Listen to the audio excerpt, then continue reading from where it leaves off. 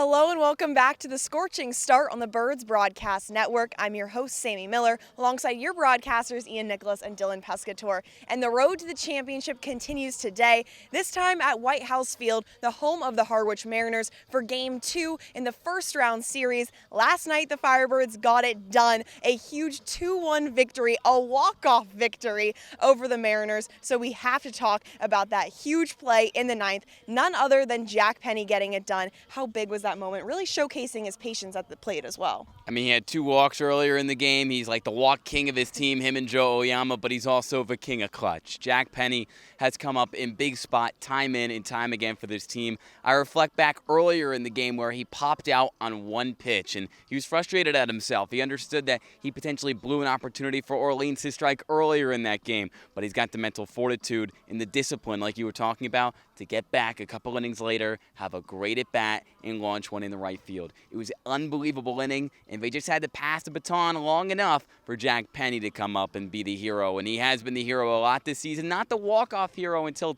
last night, but he was sensational late in that game. I hope he got some sleep just like Jay Casey. Hopefully he got some sleep the last time he had the walk-off. But another phenomenal part of the game was the pitching. Grayson Carter went lights out, 6 innings, 8 Ks, only allowing 1 run. And the theme for the Firebirds this season has been setting the tone. He set the tone last night, Dylan. Yes, he did, Sammy. And what was so important about that outing was the walks. Grayson Carter, when he hasn't on his game, he's walking a lot of batters. Last night, only 1 walk in 6 innings. That was so big. And he also gave a lot of length to the Firebirds as well. Carter only went 3 1/3 in his longest outing of the summer. Last night, 6 innings, like you said, Sammy. Really good in terms of the bullpen, which only Matthew Watson had to cover the last 3. But Carter was on his game last night, and that's how you set the tone for the playoffs. I talked to him after the game, and he said he hasn't played 6 innings until high school. So this was a long time coming, but he was so excited to really set the tone like we just noted. And there was only one other pitcher that we saw on the mound. That was Matthew Watson. So, Ian, how big is this that the Firebirds only used 2 arms in one game? Oh, it's huge, especially with a Game 2 closeout. And if it's another close game, which, the last few games between these two teams would indicate it's going to go down to the wire, Sean Matson, the Cape League's pitcher of the year out of a bullpen, the reliever of the year, rather. He's going to be available. Ryan Reese is also available. He was awesome on Tuesday at YD. Both of those guys to come out of a bullpen, I think, is really big. I think Ivan Romero, look, maybe he goes 4 innings, maybe he goes 6. You don't really know how things are going to go. He dominated the last time he was here from White House Field, but we'll see. But ultimately, however well he does, the bullpen is well rested behind him. Matson, if the game is close, you get the ball into his hands. He's going to dominate. And Matthew Watson hopefully gets some rest because, look, if Orleans wins today, Watson's going to be such a valuable part of this bullpen, and he proved it last night. Like you noted, it's going to be Ivan Romero, the pitcher from the University of San Diego, starting today on the mound. And he's a player that has some playoff experience. He was a pitcher with YD last year when they made a little bit of a playoff run. So how big will that contribute to today's game? Yeah, Sammy, he has playoff experience not only in the Cape League, but also back in the WCC playing at U of San Diego. So he has a lot of big game experience, does Romero. His actual playoff start was against Orleans last summer. Now he's facing Harwich tonight. He has a 4-pitch mix, fastball, slider, changeup, and curveball. And the last time against Hyannis a week prior, 6 innings of shutout ball, really showing off that curveball and placing his fastball in the strike zone for strikes and a lot of swings and misses. Romero has a really high ceiling. He can go 4 innings, but he can go up to 6, maybe even 7 if he's being very efficient like he was against Hyannis. Now, in the past 6 days, the Firebirds have had not only 1 walk-off, 2 walk-offs. So, Ian, how big is this just for momentum heading into today's game? I think this is a Firebirds team that, quite simply, knows how to win baseball games. I know that sounds a little stupid, but, 5 walk-off wins since the beginning of July, 2 of them against the same opponent with a lot on the line over the last week. Sometimes you got to chalk it up to a special group that knows how to play well when their back is against the wall. There's no formula for, 2-out hitting, right? It's just being clutch and coming up in big spots. Last night it was both Justin Rubin and Jack Penny, but it was more than that. It was Brandon Stallman's great at bat in the 9th. It was Owen Carpelotti's bunt for a hit. It's just demoralizing for a Harwich team that had an unbelievable day on the mound from multiple pitchers and couldn't really do much, but just watch Orleans take over that game in the 9th inning. Orleans has to close this out on the road. Get it done at Harwich's place. And tonight, the Harwich Mariners, their season is on the line. So what adjustments should we be expecting for them to try to keep their season alive? Well, Sammy, they're middle of the bat order bats, if that makes sense. 2 to 5. Really have to get going. Ethan Anderson was not good last night. Only got on base once. He's the big hitter out of Virginia. Kevin Keister has to show up. Elijah Lambros, those 2 Maryland bats as well. If those bats don't show up and only Ali Camarillo's hitting the ball, they're not going to win any game no matter who they're playing. So their bats need to show up. The pitching was great for them last night. They did use 3 pitchers. I expect to see Tom Shimoleski, the starting pitcher for them tonight, and then Colin Rothermel, who last time out pitched 6 1/3 out of the bullpen against Orleans, shutout baseball. So we'll see what happens. Harwich's bats need to get going. And guys, you already know what time it is. I need the keys to the game for the big game 2 in this series. You need to drive home the runners you put on base. I know it's been a theme of ours all season long, but last night you won the game and you left 11 on base. That can't happen, especially when your offense was firing on all cylinders towards the tail end of a regular season. Find the ability to come up with the big hit a little early on. Don't leave it towards the bottom of the 9th inning and hope Jack Penny comes up big. I know you have trust in your guys when the game gets tough, but try to get it done a little early on. Get run support for Ivan Romero. I think they like to make things interesting. My heart was beating throughout the entire 8th and 9th inning. Dylan, what about you? What's your key? Mine's right back to the starting pitch, and I mentioned it yesterday with Grayson Carter. With Romero, it's the same thing. When he's struggling, it's not walks for him. It's getting hit around like happened at YD 2 outings ago.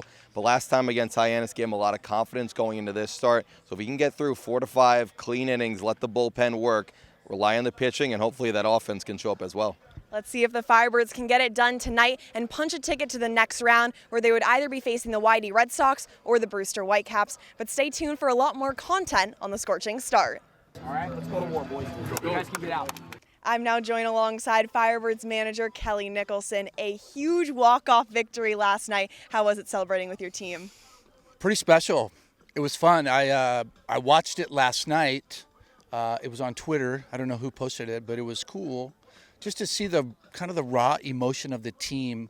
You know, Grayson Carter almost beat Jack Penny to first base, and then Jake Casey's right behind him, and that was really cool just to see how excited our dugout was for Jack. And obviously, it was a game-winning RBI, so it was really cool.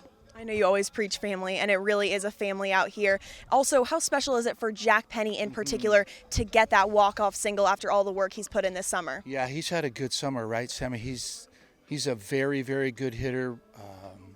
He's got elite bat-to-ball skills. He doesn't swing and miss very often. He was just the right guy for that situation. Count went to 3-1, then he took a breaking ball for a strike, I believe, made the count full. And I was telling Donna this morning, it's kind of what you dream about as a little kid, right? Tie game, bases loaded, full count, bottom of the 9th. Here's the pitch, and Penny delivered. It was cool, man. It was really cool. And it was good to get. It was going to be a tough loss for either team. It was going to be a tough loss for us because we pitched so well, and it was going to be a tough loss for them because they had the lead going into the bottom of the 9th. So I'm glad we came out on top. And speaking of pitching, it was phenomenal. Grayson Carter went the first 6 innings, had 8 Ks, only allowing 1 run. Then Watson came in. He took over the last 3. So how big was their performance and the ability to only use 2 arms in a playoff game? Jim and I were talking about that. We usually get to the clubhouse a couple hours before everybody's supposed to be there. And we were talking about that today, how key that was. We still have, our bullpen still loaded today. So it was good. Grayson Carter pitched like a first-rounder last night.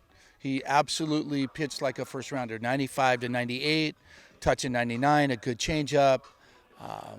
Gave us 6 innings, 84 pitches. It was fun to watch, man. He has made huge strides this summer. And then Waddy was recommended to us by one of his former teammates at Texas A&M Corpus Christi. So I actually sent Hayden Thomas a text, and I said, you should be a scout, man. But he came up big. It's strikes and 3 innings, and we didn't need to use another arm. And so, those 2 guys came up huge today, or last night. Let's stick with pitching for today. Ivan Romero will be your starter, and he has some playoff experience. Last summer he was with YD. How big will that play into today's game? Well, I hope he pitches as well today as he did against us last year in the playoffs, because he pitched extremely well against us. It's good to have him out there. He's super competitive. You know what you're going to get with Ivan. He's going to throw strikes. He should throw strikes. Good breaking ball, good changeup. experience. So, yeah, we got the right guy on the mound in game 2. And today is, of course, another big game, game 2 of the series. Are there any adjustments that you're looking to make for today's game? No, not really. We just, hey, we'd like to play as well as we played last night. We played pretty clean. Offensively, tip your cap to Harwich, man. Purnell threw the ball well. The kid from BC threw the ball well. The closer from Wake threw the ball well. We were fortunate to get a couple runs across last night at the bottom of the ninth. So we just like to continue. You know, it's all about preparation. And then let's just go play. Awesome. Well, thank you so much and good luck tonight. You bet. Thank you. Hey, set the tone, boys. I'm now joined alongside Rice's pitcher, Mauricio Rodriguez. Mauricio, you've been here for about 2 weeks or so. How have you been enjoying your time so far on the Cape? It's been an absolute dream. I grew up in Revere, and, you know, this is everything I thought it would be, and I'm just loving every day here. And how has it been getting to know the guys? It seems like the pitching staff is such a close group, so how has it been getting to know everyone? It's been awesome. I mean, I came in to be part of the bullpen, and, you know, we're definitely one unit. We all move as one, and it's awesome. Yeah. And the coaches are phenomenal. Year after year, they produce some of the best pitchers. So is there any certain things you've already learned from them so far?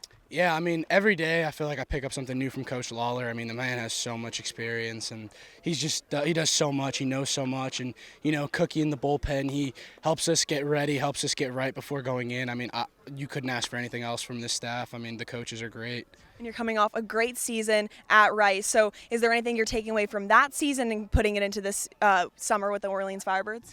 Yeah, I think definitely, like, just attacking guys and owning the inner half of the plate was huge this year for me at Rice, and I think that I've already seen success with that here. So. And how about last night? How incredible was it? We were talking about it before, being able to run out to first base to celebrate with the team. Yeah, it was amazing. I mean, just to be a part of a Cape walk-off has always been a dream of mine, of course. Like, who wouldn't love to do that? But get to be part of 2 and 1 before, you know, 1-4 playoffs, like, it's still crazy. I still can't process that it happened, and, you know, anyways, we're on here today, and we got to win another one today. So. And like you said, it's playoff time, so that just adds an extra bit of motivation to get it done. So what's the mindset heading into today's game? There's just job's not done. I mean, we had to win 6 games from the start. We've got now 5 more to go, and, you know, 1 game at a time. Just keep winning, keep playing the way we play. And you guys have all been on so many different teams just as you're growing up, Little League, Summer Ball, so many in between. But this group feels different. How special is it to be a part of an organization like this? Yeah, no, it feels different. I mean, the chemistry's there for sure. Like, all the guys, you know, when we get the off days, we're all together, like, you know, every night. No one wants to be the first one to go home. Like, that's something special, and we definitely have something special here. I can't wait to see, you know, what we can do. Awesome. Well, thank you so much, and good luck tonight. Thank you again for everything. That'll do it for this edition of the Scorching Start on the Birds Broadcast Network. Make sure you tune in at 5:30 when the Orleans Firebirds take on the Harwich Mariners.